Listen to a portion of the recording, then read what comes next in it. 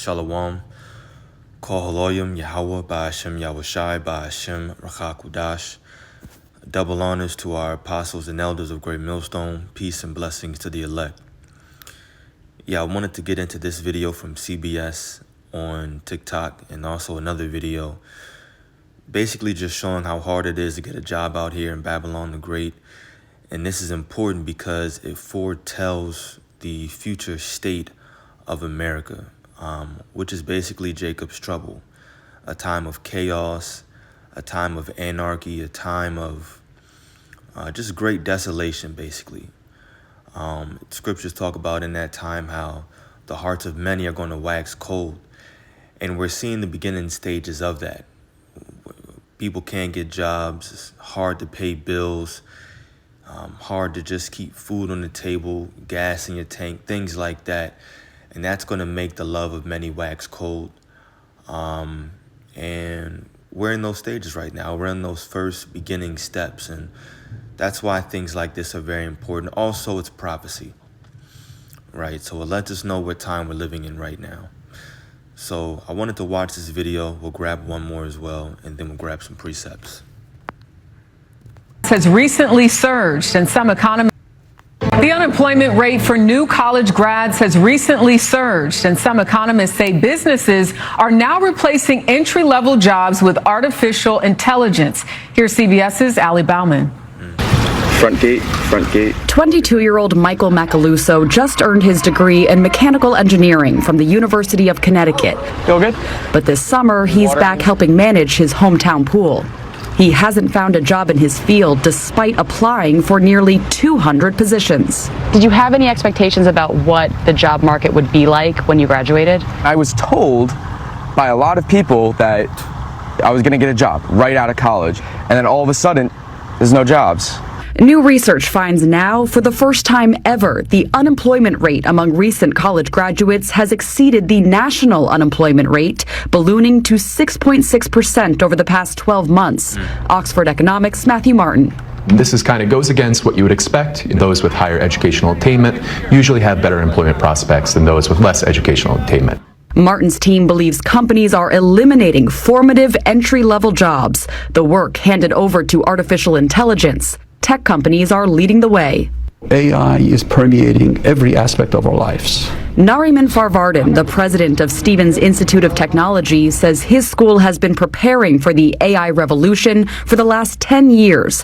He expects disruption throughout the workforce will be bigger than the disturbance brought on by the introduction of the internet, and it could last up to 15 years. I think AI has the potential to either augment or maybe totally replace jobs that are physically or cognitively repetitive. These jobs are not only done by entry people. There are certain people who do repetitive things for all of their life. Those jobs are in jeopardy. Kaylee Totlin just graduated from Stevens with her computer science degree. She did an internship with Verizon as a sophomore, and the company has now hired her. I think something that's important with entry-level jobs is the networking and the opportunities that you make from it. Farvardin says his message to students today is the same as it always has been: get an education that will last a lifetime. We don't try to teach our students skills. We try to teach students a way to learn on their own for the rest of their lives. He says workers who innovate alongside AI won't get left behind. Ali Bauman, CBS News, Eastchester, New York. So I know it was kind of long, but I wanted to get the whole video because I thought it was very important. As you can see, Esau is using a part of his blessing, this technology, to basically make it hard out here for people. These people that are graduating college, they can't even find entry-level positions for their degree because now AI is beginning to replace those entry-level jobs. So you graduate, it took you 4, 5, 6 years, whatever. You have a bachelor's, maybe a master's, and you come out and you can't even get a job in your field. Dude had a whole mechanical engineering degree, and now he's back home working in his family's pool. Applied to over 200 jobs. And they said it's so bad that the unemployment rate for recent graduates has now surpassed the national unemployment rate. That's how bad it is. That's how hard it is out here for people to find jobs. And like the analyst said, you would figure it's supposed to be, you go to school, you're quote unquote educated, it's supposed to be easier now for you to find a job, but that's not the case. It's not the case, at least not anymore, at least not right now. And like I said, all of this is indicative of the future state of America. It's hard right now, and it's going to continue to get harder. These things are not going to slow down. And so if you have a job, be grateful for your job, no matter what it is. Be grateful that the Lord is looking out for you, you and your woman, your children, your family, friends, whoever, right? And just stick it out, tough it out. We're at the very, very end right now. We're almost done. We're almost finished. The finish line is very, very close. We just got to go through a few more times, and that's it. But everybody is struggling. Dude with the mechanical engineering degree, that's Esau, more than likely. That's Esau. Let's watch one more video, and then we'll grab some precepts. Actually, this one is just it's a slide. It's a slideshow. So I'll read this. The first slide says, the U.S. Department of Labor has begun pausing Job Corps centers. Job Corps is a residential career training program offered free of charge. It serves low-income young people ages 16 to 24, so that's Jake, low income, and helps them complete their high school education. The program provides technical and vocational training to prepare students for careers in industries such as healthcare, renewable energy, and automotive, and machine repair. Sample career paths include electrician, dental assistant, and computer technician. The pause affects contracts at all 99 contractor-operated centers across the country. The phased pause will occur by June 30th, 2025, so it already started. There are about 25,000 students currently enrolled in the Job Corps program, according to a press release on the U.S. Department of Labor's website. The department is collaborating with state and local workforce partners to assist current students in advancing their training and connecting them with education and employment opportunities. Last slide.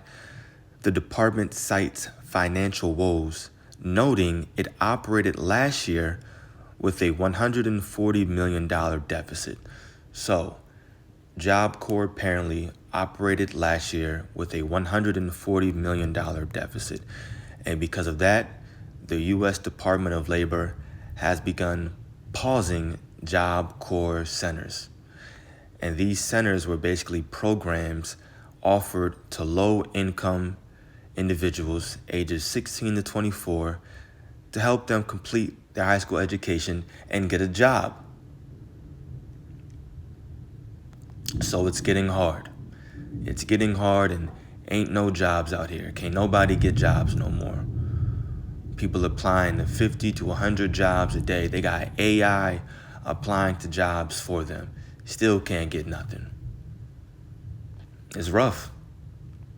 It's rough. But that's okay, because if you're a part of the elect are going to be okay.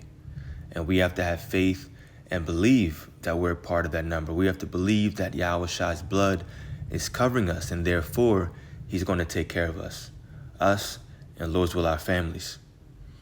So when things get really, really bad, we're not to fret, we're not to worry. Our jobs is to remain calm, poised, relax, and understand that all of this is prophecy. Eventually, one day, we're all going to lose our jobs, right? But we're seeing it gradually take place on a larger scale here in Babylon. So this is Isaiah 19. I'm going to start at verse 15. It says, "Neither shall there be any work for Egypt," which is America, which the head or tail, branch or rush may do, meaning nobody, no matter what your position is. Eventually, it's going to get to a point where it's so bad, there's going to be no jobs out here. In that day shall Egypt be like unto women, and it shall be afraid and fear because of the shaking of the hand of the Lord of hosts, which he shaketh over it. Meaning the Lord is going to just stir this pot.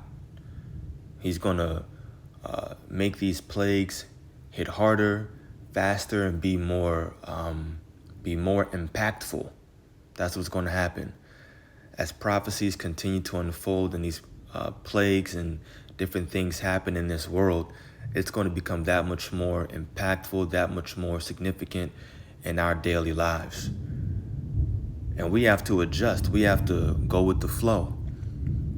Our job isn't to be caught off guard and, oh my gosh, why is this happening? No. We're supposed to foresee these things, use prudence to know what time we're living in right now.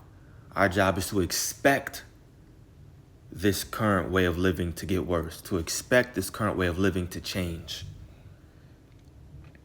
And the Lord is giving us certain signs right now. He told us the signs, and now we're seeing the signs. This is the book of Ecclesiastes 12, verse 1. It says, remember now thy Creator in the days of thy youth, meaning right now, while the evil days come not, meaning before the evil days come, nor the years draw nigh when thou shalt say, I have no pleasure in them. So remember, reflect, think about the Lord right now, do his will right now, repent right now, before the evil days come. He's giving us the signs to let us know that the evil days are approaching. So that means right now is the time to repent, to fast, to ask for more faith. It says, while the sun or the light or the moons or the stars be not darkened, nor the clouds return after their rain. So meaning, while this wisdom and knowledge is still here, do something with it. In the day when the keepers of the house shall tremble, these different economists and financial advisors and experts, and the strong men shall bow themselves, and the grinders cease because they are few. The grinders represent your workers. So before all this happens, you're supposed to be thinking about what the Lord's will is for you. Before the grinders cease. That's already happening right now, but it hasn't come to a complete halt. But it's starting. The grinding or the grinders are ceasing. Eventually, there will be a complete halt. No one's going to have any job. That's why it's going to be a time like never was nor shall be. It says, and those that look out of the windows be darkened. We'll pause right there. So just showing you two precepts indicating that jobs being lost and eventually halting is prophecy. It's prophetic. So we're not just bringing this out just to bring it out and make a random video. No, we're showing you right now that what's happening in the world is due to biblical prophecy. The Lord said that the grinding will cease. He said that there's going to be no more work for Egypt, meaning America. And so now we see that gradually we're getting to that point. Why is this important? Because these are signs of the end. Last precept, this is the book of 2 Esdras 16. I'm going to start at verse 18.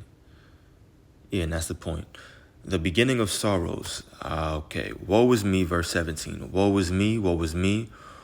Who will deliver me in those days? The beginning of sorrows and great mournings. And we are literally living out this precept right now. You want to know where we are in prophecy? We're right here. The beginning of sorrows and great mournings. This is happening right now. The beginning of famine and great death. The beginning of wars, and the power shall stand in fear. The beginning of evils. What shall I do when these evils shall come? This is the current time that we're living in right now. Beginning of sorrows and great mourning. what's happening with these different ICE agents taking up or seeking out majority northern tribes, yeah, that's the beginning of sorrows and great mourning. What's happening over there in, what am I thinking of? Damn. I don't know why in my head I want to say Hamas. Palestine. Yeah, that's famine. That's famine happening. And it's going to happen over here in America and in many other places. What else? The beginning of wars. Of course, we see even Russia and Ukraine. That's still going on right now. That's still happening. We're just in the beginning. All of these things are going to exacerbate.